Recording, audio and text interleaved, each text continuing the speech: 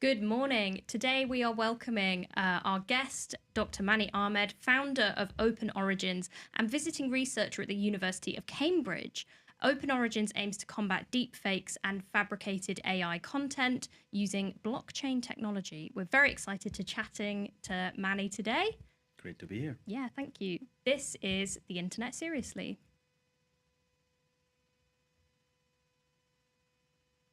Oh. I think we lost our sound there on our titles. Welcome to The Internet Seriously, where we make sense of the internet industry. I'm Alice Taylor. I'm a digital policy researcher, and I'm really excited to talk to Manny today and to ask him whether we can tell what is real and what's fake online.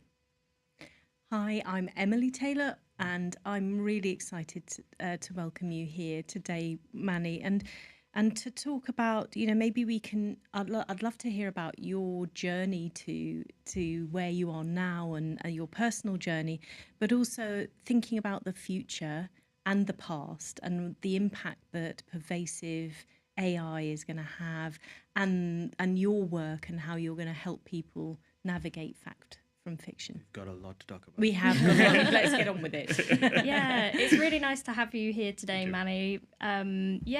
Before we get into our questions for you, please do like, comment, and subscribe, and ask your smart device to play the Internet Seriously podcast. So, did you have some questions for Manny about his background? Yeah, Manny, I'd love to hear, how you got to where you are today and the role that tennis played in your formative thinking, but also, your work at Cambridge with Ross Anderson and how that prepared you for being an entrepreneur. Were you expecting to be an entrepreneur? Oh God, no. I think. Well, starting with tennis, that was the. So, let's start with where you grew up. You grew up in India in kind of rural situations, as I understand. Sort of your dad working in forestry. Yeah, my dad was a forest conservator. So that meant that we used to move to a different forest every 2 to 3 years in India. That just sounds like paradise. Was it paradise? Would you just running around in? It was paradise, but it explains my lack of social skills now. We didn't have neighbors. We used to be often like the only house in like a 10 square kilometer area of forest. So it wasn't a very high tech upbringing. We used to have electricity for a few hours every day. We didn't have internet. So I think I grew up with a very analog childhood. And it was only when I went to university that I first got a computer and started sort of working in engineering. And then I moved to Switzerland to do my master's. And I was initially doing a master's in artificial intelligence there. But hang on a second. How on earth did you make that transition from this almost like 19th century, I would think of like a 19th century novel, your life, up to the stage of university? How did you discover computers? So it was at university. I mean, that's. So how did you even get to university from that kind of wild analog life? I think I got one piece of luck that I had was I was always very good at maths. And so growing up, I used to just do math for fun. And that was probably a sign. Yes. And I initially actually enrolled into university to do mechanical engineering because that was something tangible that I could relate to. And I used to like fixing motorcycles. Yes. As a 16, 17-year-old. And I was like, oh, this is a natural extension of what I already like to do. But once I got to university, I realized that, my brain worked a lot better with information sciences, with logical thinking rather than with physical systems so much. That must have been like a whole magical world opening up for you. It was wonderful, yeah. And I think back to that time. I also think about how much optimism I had with technology, which is kind of hard to have these days. It is, isn't it? That's maybe something that we can tease out a bit further. But just before we kind of leave your backstory, just talk about the role of tennis that in your upbringing and what influence that had on you now. Yeah, I mean, my first dream profession as like a 12-year-old was to be a professional tennis player. which was always unlikely growing up in a forest in India. Not impossible. Well, maybe being an AI entrepreneur was also unlikely growing up in a forest in India. This is true. But my dad used to be like the national tennis champion. Wow. And then I really admired him, and I used to play tennis with him, and I was in the junior national team, and then eventually it got to a point where I wanted to play professionally, but my parents were like, no, don't do that. There's a dead end there. Yeah. And in hindsight, I think they were right. Yeah. But I do think that, That huge, there's, I'm really interested. I'm not a tennis player, but I watch Wimbledon. So that, qualifies me to comment. Yeah. I'm 100%. really fascinated by the competitiveness, the sort of killer instinct that, and where you see the mental aspect of the game. Anybody who gets into that sort of really elite group that you were kind of on the margins of or in, has got the skills, but it's like, what additional skills does it take to win? Yeah. And I've seen tennis players bottling it when they should be winning, or somehow, really coming back to win when they were in an impossible situation. Yeah. Do you think that those No, sort of I aspects completely help agree. you in your life as an entrepreneur? I think tennis is such a mental sport. No tennis player plays as well during a match as they do during a practice session. And the best tennis players are the ones who have the most mental fortitude, not necessarily the best like physical conditioning or best technique even. I won't say I was one of the best, but I do think that there is this spirit of competitiveness and also just like self-improvement that you get to, where you're not necessarily competing with one individual. You're just competing with like a previous version of yourself, and you're constantly being like, I need to get better. Like, why is my serve not better today than it was 3 weeks ago? Yes, amazing. And there's almost this deep-rooted sense of like dissatisfaction with where you are and a desire to go, to the next level. And I think that has carried over to like the other aspects of my work. Yeah, thank you, Alice. Well, so my first question for you is that this feels like quite a big leap, but having sort of heard your origin story and where you've come from, and so now you've sort of specialized in sort of AI and combating deepfake technology. So my first question for you is, can you tell what's real and what's fake online? No, and I don't think anyone can. We're past the uncanny valley territory now. Interesting, because isn't your whole business model about Yeah, proving what's real and fake online? it's about proving what's real, not detecting what's fake. And I think that's the paradigm shift that we need to accept, right? Yeah. Can you just explain that a little bit further? What does that mean, and why is it a paradigm shift? So when I was doing my PhD, so this is 2018, we made one of the first deepfake detectors. Right? So this is basically a model to which you can send a video and it will give you a probability whether this is a deepfake or not. And that is detection. That is like post hoc. I have no context about where this video came from, and I'm just looking at the characteristics of this video and trying to figure out if this is real or not. And at that time, it worked quite well. We figured out some quirks of deepfakes. We figured out that deepfakes didn't know how to blink properly because there wasn't enough training data of people with their eyes closed or eyes are half open. So their blinking patterns were kind of A unnatural. bit weird, yeah. But, models got better, and we all eventually got to a point where deepfakes now blink properly. And we've basically run out of these quirks that we could exploit. Right? For videos, I would say there are still some. I think, we might be about a year away from reaching that perfect photorealism. But for photos, we're already there. Like, I genuinely don't think that there is a generalizable system that you can deploy that can always tell a real photo versus a fake photo. So then what do you do, right? If you can't do detection, then you have to have a reason to trust the photos beyond just the pixels that you've been given. And the answer that we've gone with OpenOrigins is twofold. One is you either trust the device or find a reason to trust the device that was used to capture the photo, the camera, or you have an audit trail of where that content originated from, where it was stored, where it was edited, and where it was published from.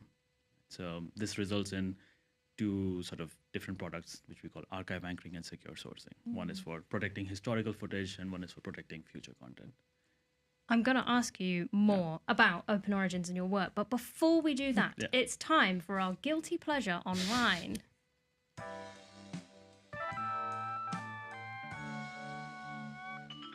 So, Dr. Manny Ahmed, what is your guilty pleasure online? Really long urban planning videos. Really long urban planning videos. Yeah. So, urban planning, when you say really long, right? Yeah. I've watched YouTube video essays that are like 5 to 10 hours. Are we talking in that kind of ballpark? Maybe not 5, but like 3 hours. 3 hours. Very nice. Yeah. What do they do in the urban planning videos? Is it soothing or is it interesting? Both. Okay. Both. I think is it like slow TV, like like background noise, or is the it kind of more like... Norwegian moose migration over a 3-week period sort of level? It's information dense 3 hours. Okay. Yeah, and I won't claim that I retain all of the 3 hours, but I will retain about 10% of it, and that's what got quite you good. into it, and what is why urban planning rather than anything else Rural for 3 planning. I actually don't remember how I got into it because I've been like watching these videos for years now. But I think the thing that really keeps me coming back is realizing how urban planning is this invisible force that shapes our lives, and we don't really think about it. Like one of the realizations that I had after watching all those videos is just walking out into a city, let's say London, and realizing how little space is dedicated to humans versus cars. And like, I don't know which YouTuber it was, but he basically said, there's if an alien spaceship were to come down and observe the public spaces, the primary life form would not be humans, it would be cars. Yeah. Wow. Thank you for that, Manny. That is fantastic. Definitely one of our more unique guilty pleasures online. But I think I can relate. And I think, can you relate to watching 2-hour urban planning videos? I'm sure there's lots of people out there. Please let us know in the comments. So my next question for you, Manny, right? So I was sort of explaining your company and OpenOrigins and what you do to some of the guys in the office who are quite techie guys, right? And there was this idea of provenance, which I think to lots of people who might be listening or watching, provenance is quite an abstract word, but it's all to do with sort of the origins of a photo, a piece of media. And you sort of mentioned like, we can go back and we can look at the camera that a photo was taken on. And one of the techie guys was like, well, what's to stop me from generating an AI picture and then taking a photo of it with my camera, and then that's now an authentic piece of media. What would you say to that? I mean, that was the very first attack that we thought of once we started designing this system. Yeah.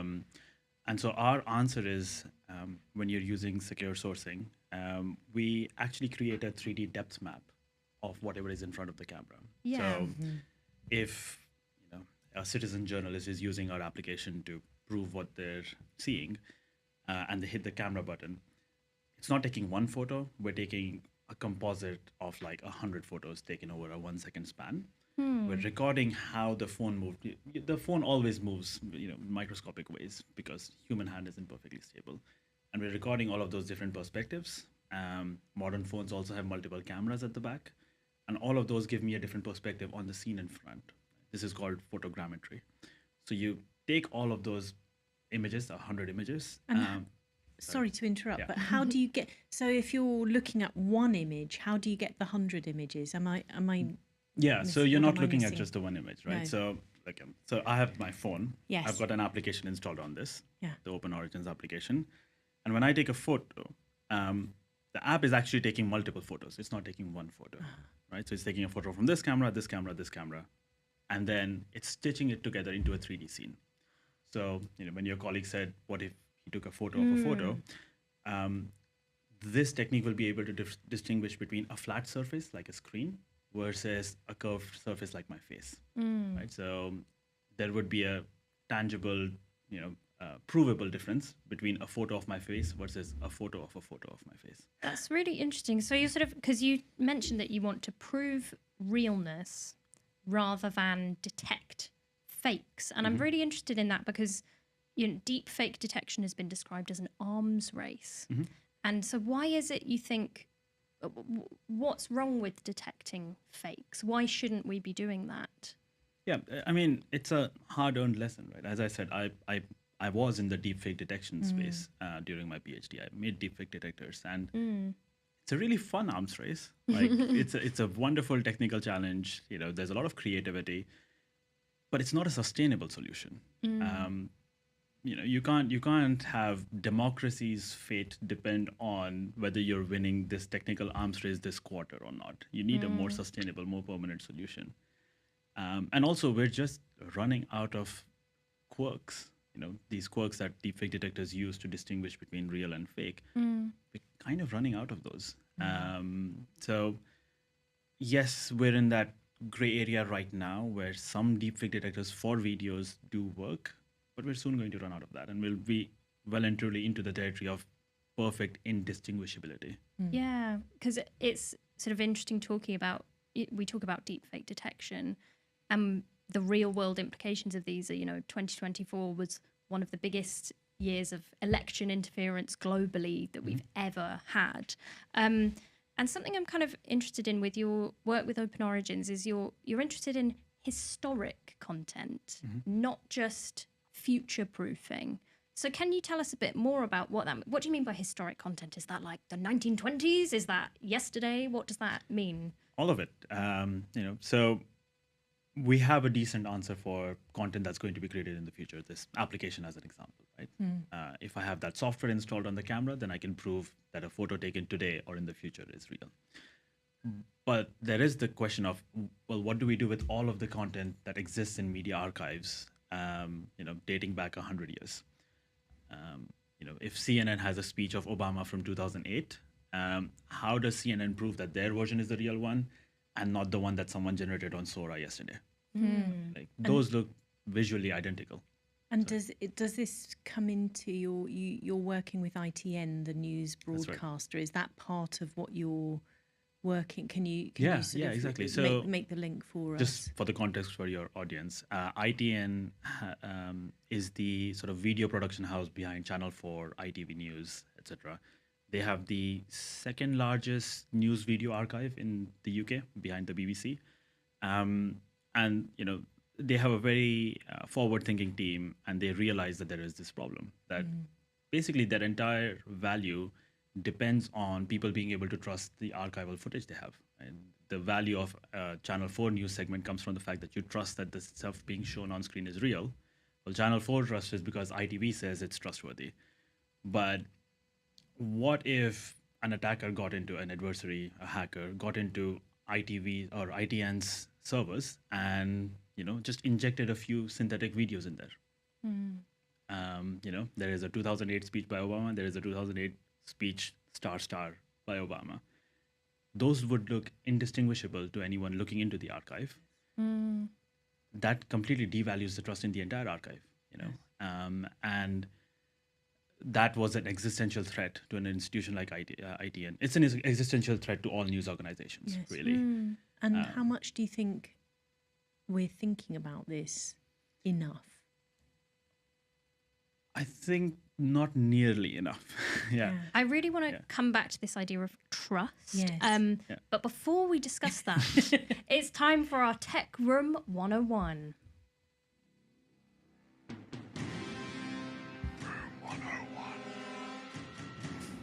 Dr. Manny Ahmed, what is your Tech Room 101?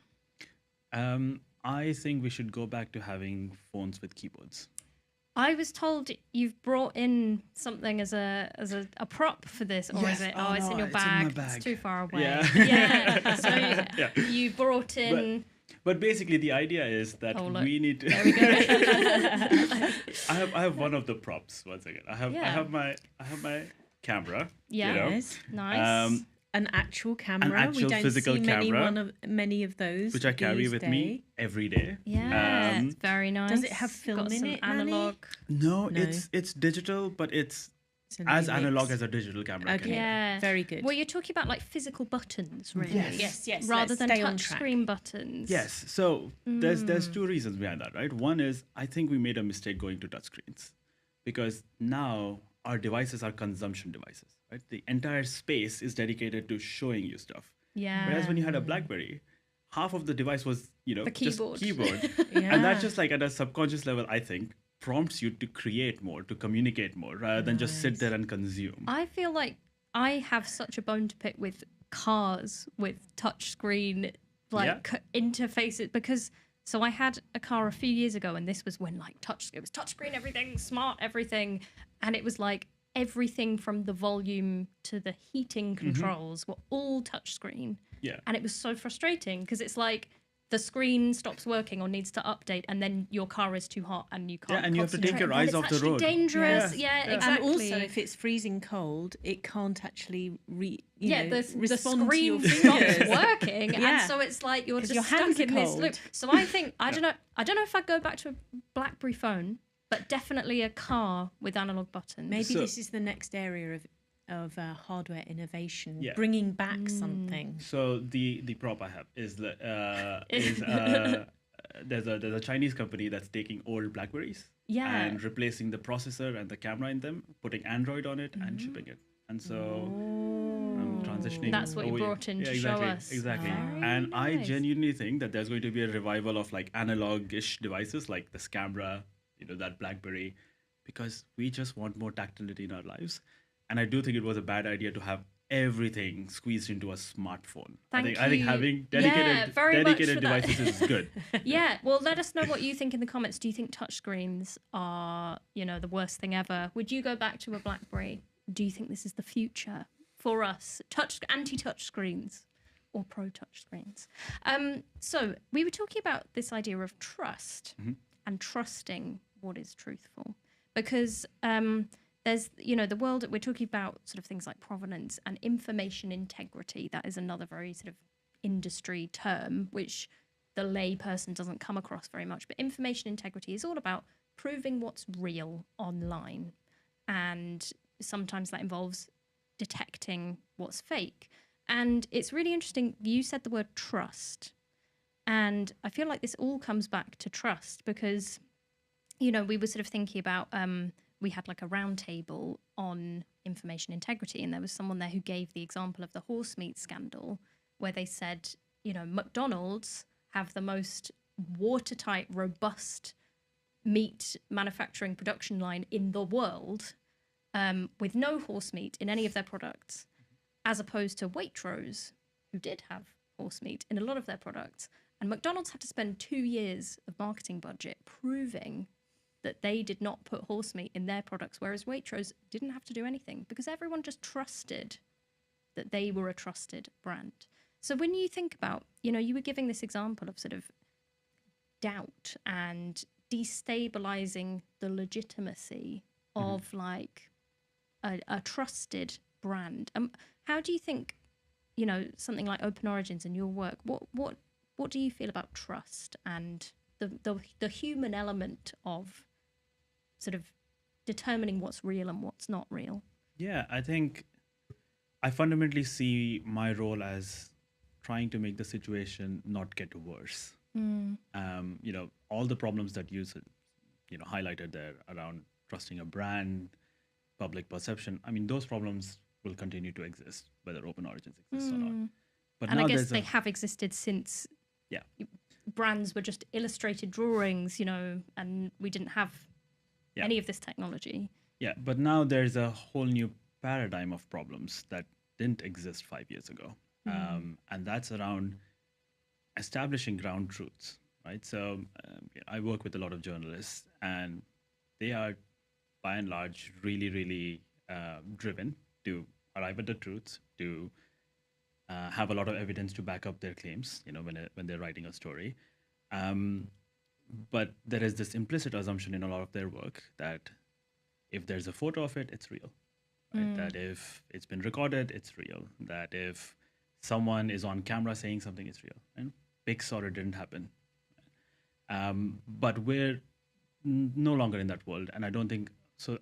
We as a society have accepted this paradigm shift yet, right? Like we still have this assumption of if there's a pic, I trust it very instinctively. And Yeah. I do the same, even though I work in this space, right? Like instinctively, if I see a picture on Reddit or in Twitter or whatever, I just trust The it. trust is there first, Yeah. and then the doubt maybe comes in. Yeah. second. It's only if something like really goes against my preconceived notions or something triggers my doubt, that I go in and I'm like, is this real? But what that threatens to do is just reinforce filter bubbles, right? Like if you already believe in something, you're not going to question it. And now you're going to find basically an infinite amount of confirmation for your confirmation bias. Yeah. Right? I was going to ask you. I think this is a good moment to do it. You know, you're talking about filter bubbles and confirmation bias, and I think, and protecting democracy. You see your work very, very much as aligned with protecting democracy. How far do you think technology is a cause of the sort of, I feel like there's a societal loss of trust, loss of confidence, and also that polarization.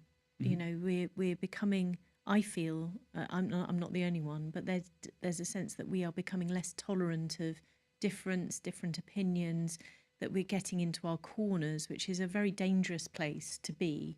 Yeah. How far do you attribute that to technology, or do you think technology is a symptom of that? I would like to use a more specific term than technology. Yeah. Because using a blanket term like technology is throwing the baby out with the bathwater. I would say, ad revenue supported social media as sort of the core issue here. Because the incentives of those companies make it so that engagement is more important than the state of mind that the reviewers are left with. It's not about user satisfaction, it's about user engagement, right?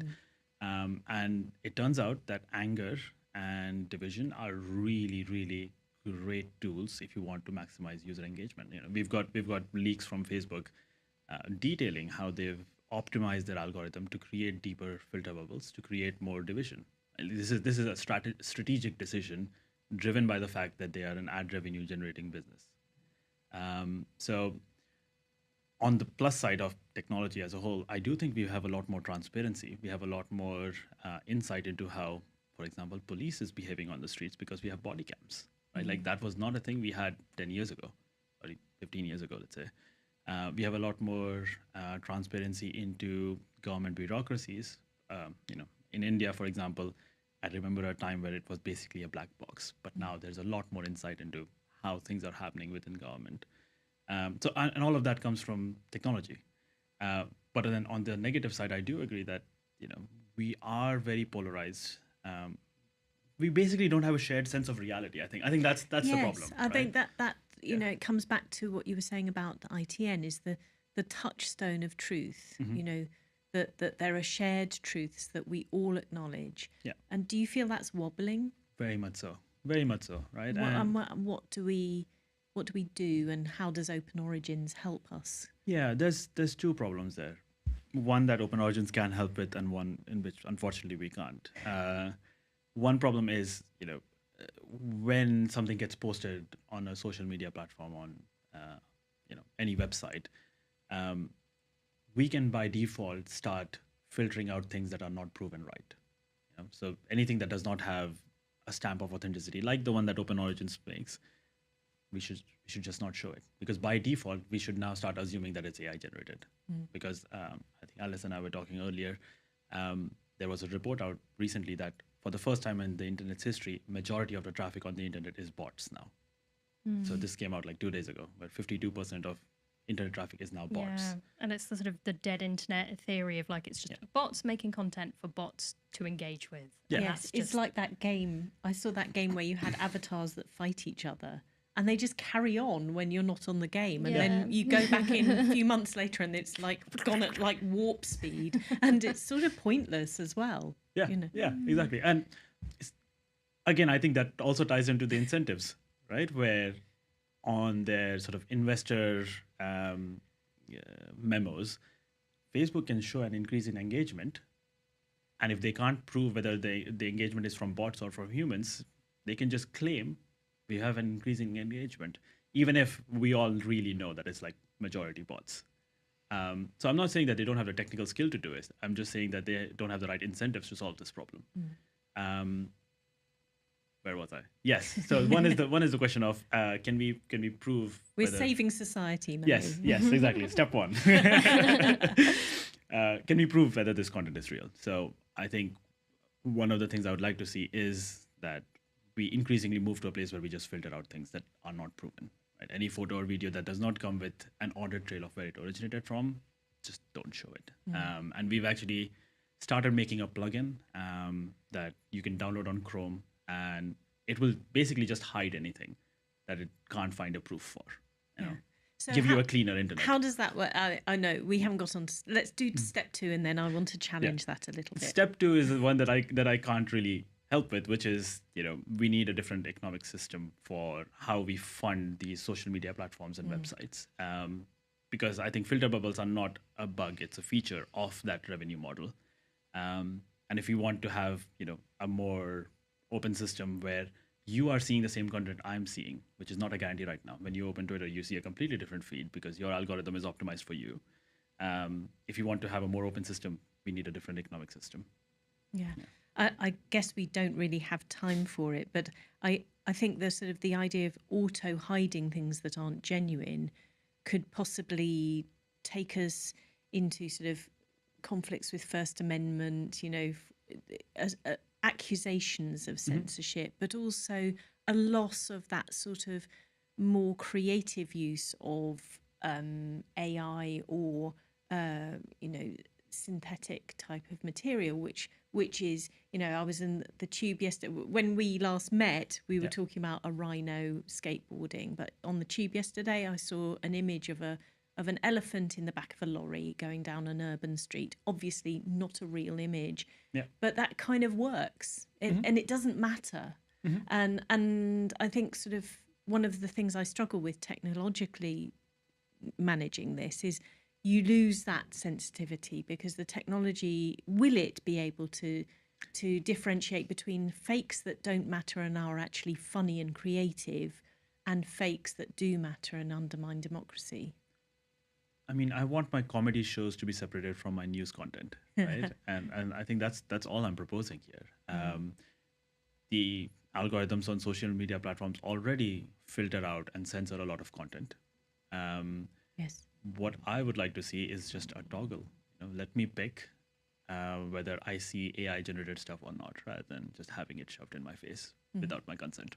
Yes. Dr. Manny Ahmed, it has been so lovely having you on the podcast. I'm afraid that we are out of time, but we have had such a lovely discussion today.